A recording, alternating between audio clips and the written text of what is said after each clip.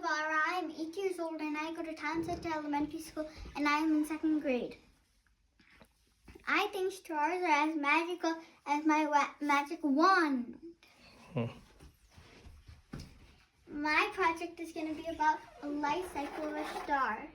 In space, there's dust, hydrogen, and helium. When they all come together, they make a nebula. A nebula is a stellar nursery. Stellar nursery is where a star gets born. When the nebula is made, the gravity takes over by pushing it in. And then the inside gets so hot. And it gets very squished.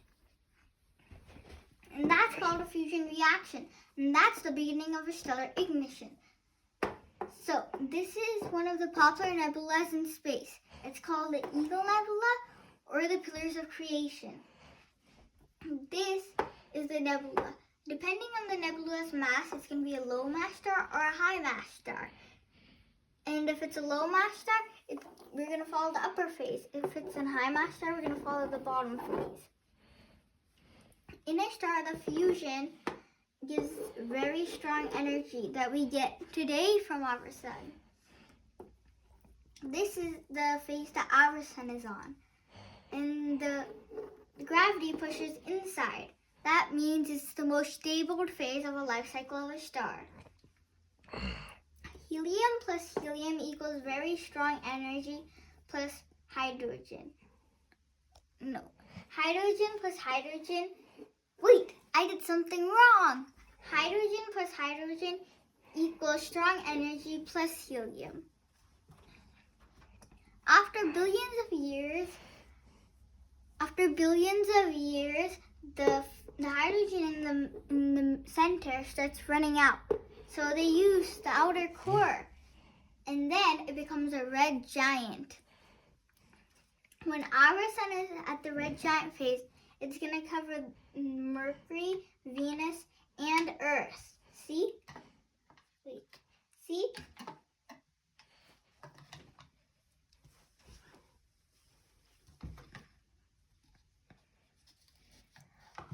After the red giant,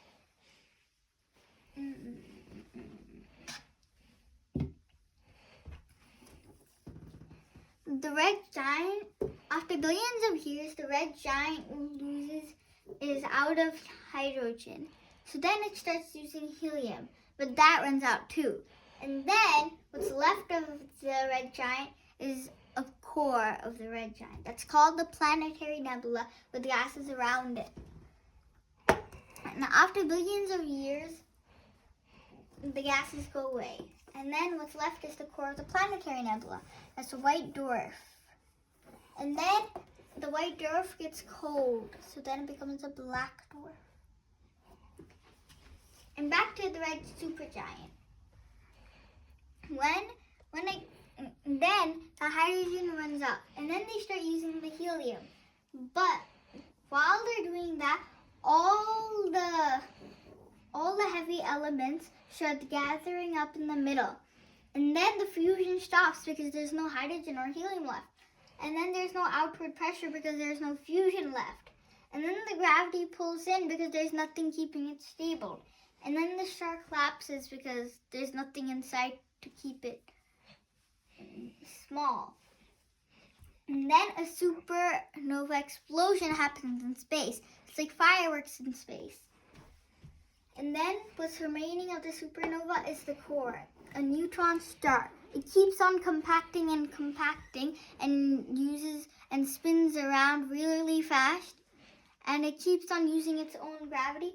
And then a black hole happens that has infinite mass. Thank you, everybody.